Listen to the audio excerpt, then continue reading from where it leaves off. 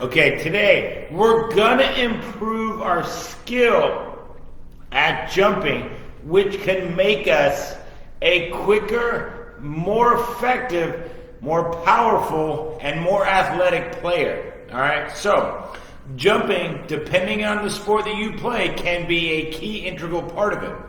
However, the act of jumping is very important in most sports because it's a powerful athletic body control movement that the better you develop your skills at it, the better you develop your skills of controlled power.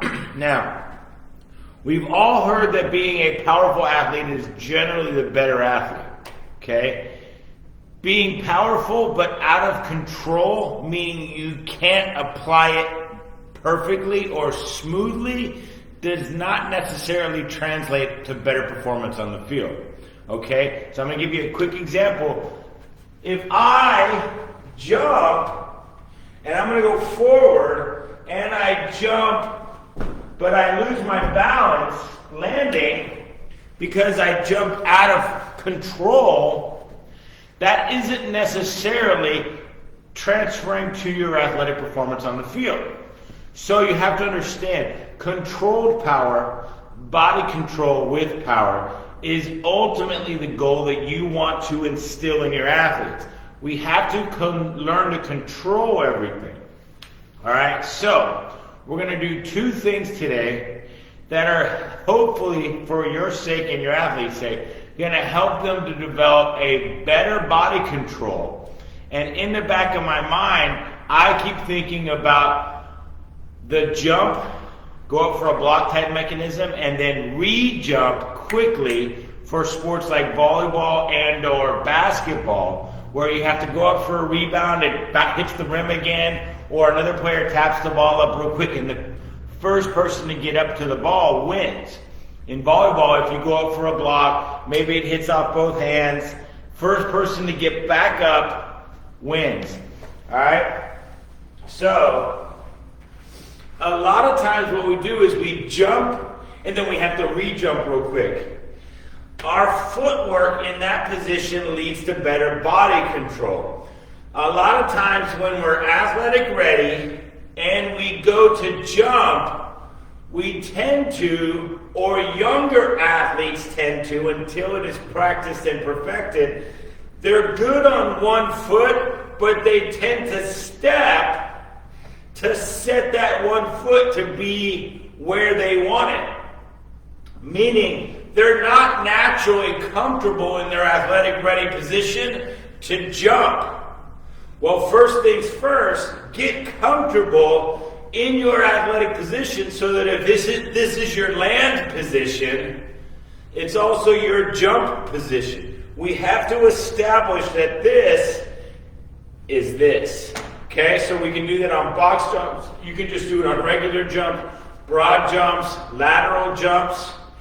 Establish comfort with your foot positioning. Okay? It should be where you are most comfortable. It should also start to become where you're doing your squats, your deadlifts, most of your RDLs. Okay?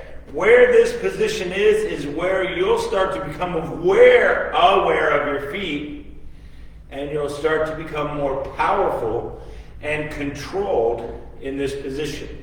Now, back to the original point of what a lot of athletes do, younger athletes specifically, is they'll be ready in defensive stance, and then as soon as they get ready, one foot will stay, and then they'll tend to bring this foot in to go and jump. Or they'll bring it out, depending on where they stand. They have to set one foot. They're not just naturally ready to jump. They'll set, okay? Now, in the case of what we're talking about specifically today, let's say we're going for that second jump.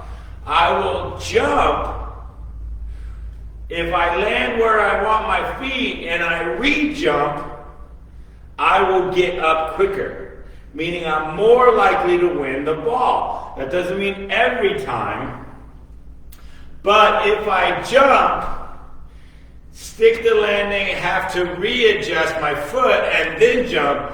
That split second of step to set is what will help me to lose more balls than I win. So jump, step to set, and jump. By learning how to control your feet, you're gonna win more balls. And we do this, you don't necessarily have to put markers down, but with a difficult athlete, remember, not every athlete is naturally gifted. So if they're having issues with learning it, you can put tape down and they have to land on the tape. They can watch themselves until they start to get a feel for it, but a lot of times they just have to get a feel for where their feet are. So jumps, you should be hitting the same spot every time. That becomes a lot easier once you practice. So jump training, or becoming better at jumping and jumping with more power, does take practice. Whether you're advanced and you're doing jump squats, okay, great exercise for those who are advanced enough. Box jumps, okay, when you box jump, you should be able to land on the same part of the box every time, because your brain has already figured out the mechanics of where to get up onto that part of the box, okay? Just regular jumps, if I'm holding dumbbells right here and I'm doing jumps, I know I'm not getting up very high, but I am landing in the same exact spot. If I'm jumping here and my feet are coming together, that's not landing in the same spot, which means I have to reset, okay? That's the first thing. Learning how to control your feet as you're jumping will help you to jump better and jump quicker on the second jump. Okay, you're also developing that natural body control mechanism, which a lot of sports are just about that natural body control mechanism. Secondarily is getting the arms ready. Okay? In volleyball, the outside hitter tends to be very good at going into the approach and swinging. In basketball or blockers in volleyball, they tend to be just right here. Now, if I get my elbows back, I can actually explode up better. But a lot of times we're just right here, we go up. We don't create arm momentum in the arms, just like with running, the arms drive the legs. So setting the arms helps you to explode. So right here, boom, up, boom, up. So if you eliminate the arms, you're eliminating some of the power, which translates to some of the speed of your jump, which translates to how high you will jump.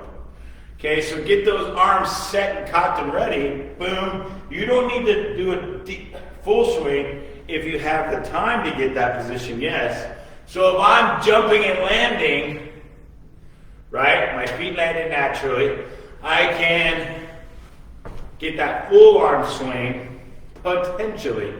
Remember, you'll have to play with it to see what you're better at. But if I can only get to the cocked arm swing, the arms will drive the legs and help me, or the athlete, not me as the athlete, to become quicker and more explosive and get higher on my jumps, which is the goal. When you're re-jumping, getting higher, quicker, or more quickly, I believe the English is, will help you to be better and be able to get to more balls first, which is the goal. So think about how you can train your arm swings, just getting natural. For our athletes, just swinging the arms generally ingrains them into the movement.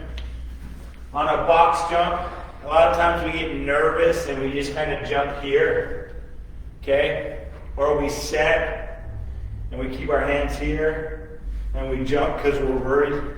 Ingraining that arm swing and go, that becomes better for us. More athletic, but we do have to practice it with some athletes because they just don't seem to grasp it. By arm set, cock and rock, the arms will drive you forward. All right? And then landing evenly with your feet will help them as well. So those are 2 training tips that you guys can use for jumping to help develop athleticism, power, body control, and help you win more balls, especially for the balls that are a retip ball, second ball kind of thing. So that's all we got for today. Spencer Aiken with the Stronger Together Performance Academy. Thanks for tuning in.